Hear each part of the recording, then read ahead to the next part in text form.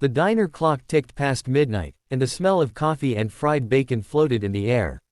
Outside, rain tapped against the window like a nervous rhythm, and the neon sign flickered with each gust of wind. Maggie's Diner, open 24 hours. Inside, a young waitress wiped the counter for the 5th time, her trembling hands revealing more than just exhaustion.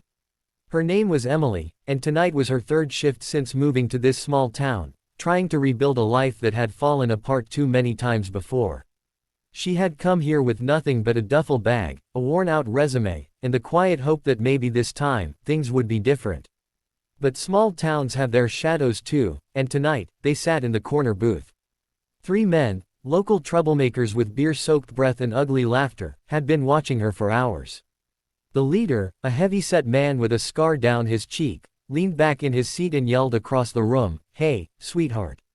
Service, Btch." His friends cackled, pounding the table as Emily froze mid-step. Her throat tightened, and for a moment, the noise of the diner faded into silence. She looked around for help, but the other customers had already left, and the cook, an older man, had stepped out back for a smoke. She forced a polite smile, clutching her notepad like a shield. "Sure, what can I get you?" she asked, her voice shaking. The scarred man sneered, leaning forward. "How about a smile first? You new here, huh? Don't think you can just walk in and act all high and mighty. You serve us right, or we'll show you how we treat rude girls around here." Her heart pounded. Every instinct told her to run, but she needed this job. She needed to prove she could stand on her own. She turned toward the counter, fighting tears, when the bell above the door jingled. They walked in. 3 men, bikers, drenched from the rain, leather jackets glistening under the diner lights. Their boots thudded against the tiled floor, and their eyes scanned the room with quiet authority. The biggest one, a tall man with gray in his beard and calm steel in his gaze, caught sight of Emily's trembling hands and the sneers in the corner booth. He didn't say a word at first. Just walked up to the counter and nodded politely. "Black coffee," he said softly, voice deep enough to still the room. His 2 brothers took seats beside him, their vests bearing the patch of Iron Faith Riders. Emily poured the coffee, her hands still shaking, when the scarred thug snorted from across the room. "Well, look who we got here. Bikers, huh? You think those patches make you tough?" The diner went silent again.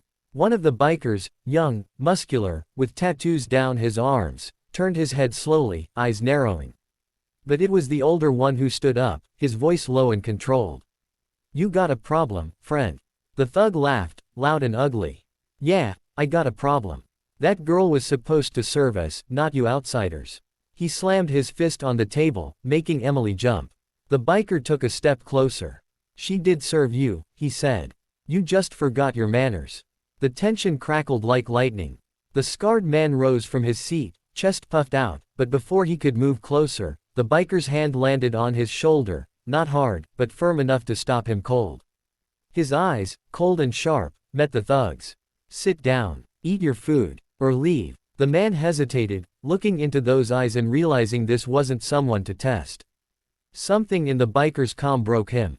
He muttered something under his breath, grabbed his beer, and stumbled toward the exit with his crew. When the door slammed shut, the sound of rain filled the silence again. Emily stood frozen, her lips parted in disbelief. The biker turned to her, his voice softening. "You okay, kid?" She nodded quickly, wiping her tears with the back of her hand. I didn't know what to do. They just..." "Hey," he interrupted gently. "You did fine. You stood your ground. That's brave." He handed her a $20 bill and smiled. "For the coffee. Keep the change." But when she unfolded the bill, something else fell out, a small folded paper napkin. Written on it in neat handwriting were the words, "No one breaks alone. Ever need help, call the Riders." That night, after the bikers rode off into the storm, Emily stood by the diner window watching the taillights disappear. She felt something shift inside her, something she hadn't felt in a long time.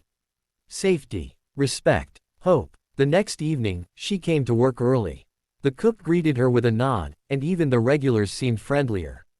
But she noticed something new. Every few hours, a different biker would stop by for coffee. No one said much, but she understood. They were keeping watch. Weeks passed, and Emily's confidence began to bloom again. She laughed more, talked with customers, even sang along with the old jukebox. Word spread about what happened that night, and the thugs never came back. But one rainy morning, a familiar sound of engines filled the parking lot. It was the same biker, the one with gray in his beard. He stepped inside, same calm smile. "Heard you're doing good," he said. Emily nodded. "Better than good. Thank you." He took a sip of coffee, eyes thoughtful. "You know, sometimes the world feels like it's filled with people who just want to tear others down. But then you meet someone who reminds you why you keep fighting." She smiled softly. "Like you guys did for me."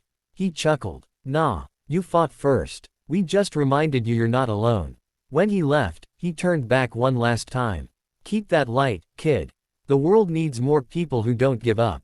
As his motorcycle roared into the distance, Emily looked out the window again. The neon sign reflected in her eyes, "Maggie's Diner, open 24 hours.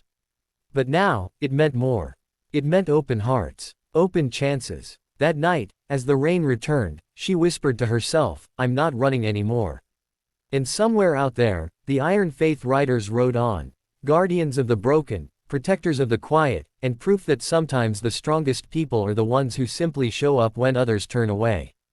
If this story touched your heart, if you believe in standing up for what's right, hit that like button and subscribe for more real, emotional stories that remind us. Kindness is strength, and courage never rides alone. Black Heart Motorcycle Fire.